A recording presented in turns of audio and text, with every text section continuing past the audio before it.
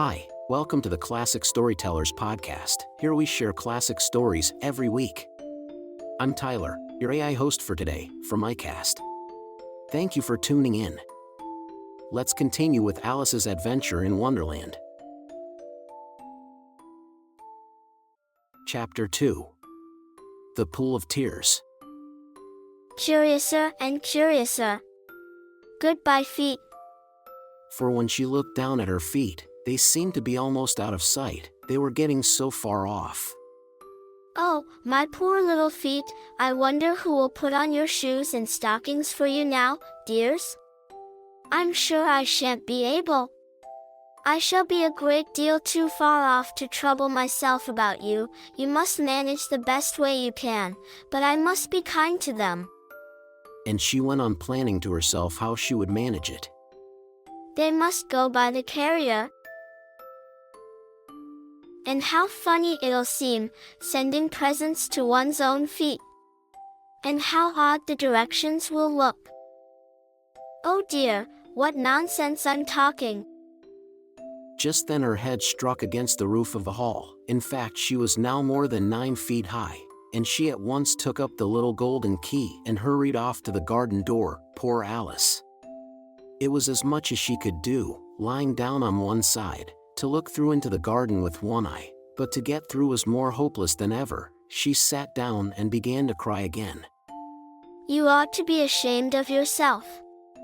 A great girl like you, to go on crying in this way. Stop this moment, I tell you. But she went on all the same, shedding gallons of tears, until there was a large pool all round her, about 4 inches deep and reaching half down the hall.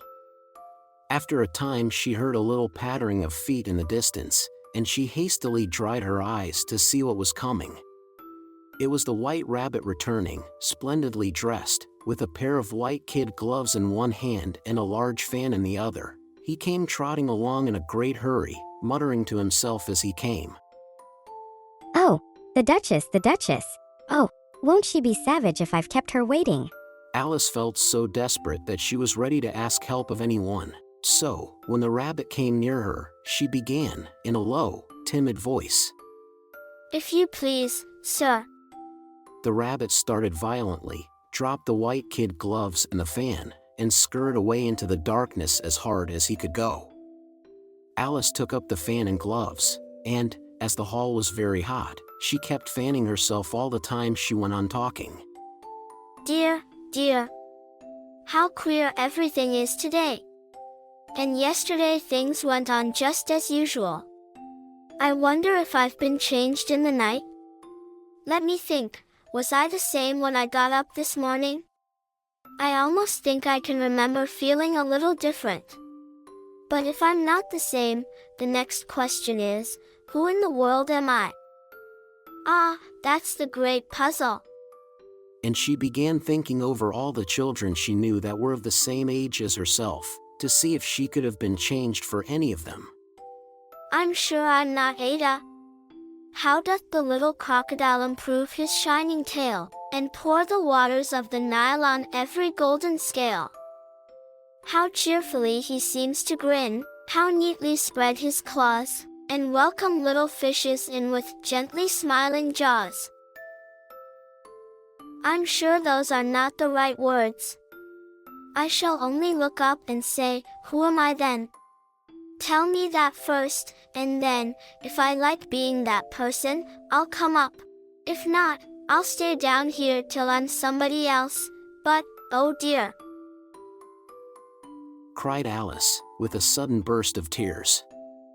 I do wish they would put their heads down. I am so very tired of being all alone here. As she said this, she looked down at her hands, and was surprised to see that she had put on one of the rabbit's little white kid gloves while she was talking. How can I have done that? I must be growing small again.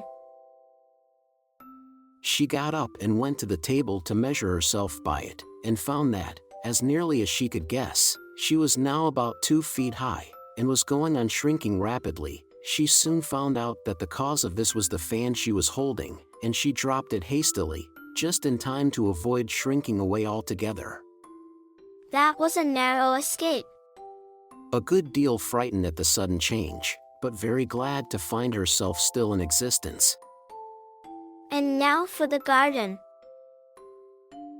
And she ran with all speed back to the little door, but, alas, the little door was shut again, and the little golden key was lying on the glass table as before, and things are worse than ever, thought the poor child. For I never was so small as this before, never.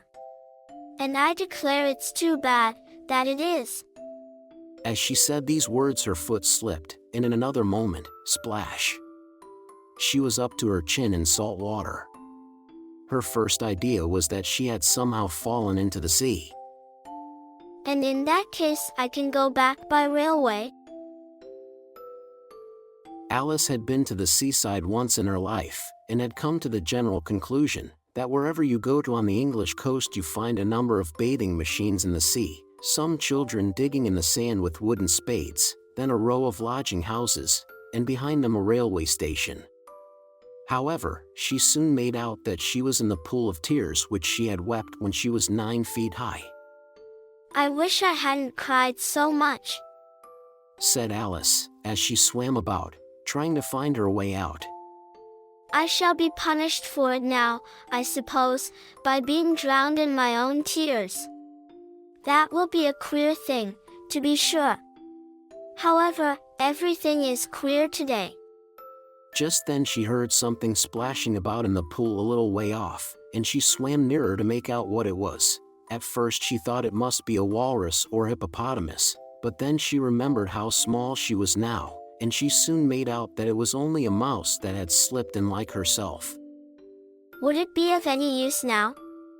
So she began. Oh mouse, do you know the way out of this pool? I am very tired of swimming about here. Oh mouse.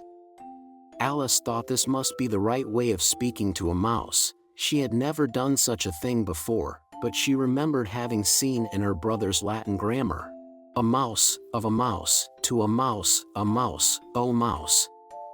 The mouse looked at her rather inquisitively, and seemed to her to wink with one of its little eyes, but it said nothing. Perhaps it doesn't understand English. I dare say it's a French mouse, come over with William the Conqueror. For, with all her knowledge of history, Alice had no very clear notion how long ago anything had happened. So she began again. Où est ma chatte? Which was the first sentence in her French lesson book. The mouse gave a sudden leap out of the water, and seemed to quiver all over with fright. Oh, I beg your pardon, cried Alice hastily, afraid that she had hurt the poor animal's feelings. I quite forgot you didn't like cats. Not like cats? cried the mouse, in a shrill, passionate voice. Would you like cats if you were me? Well, perhaps not.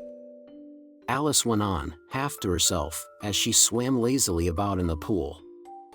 And she sits purring so nicely by the fire, licking her paws and washing her face, and she is such a nice soft thing to nurse, and she's such a capital one for catching mice.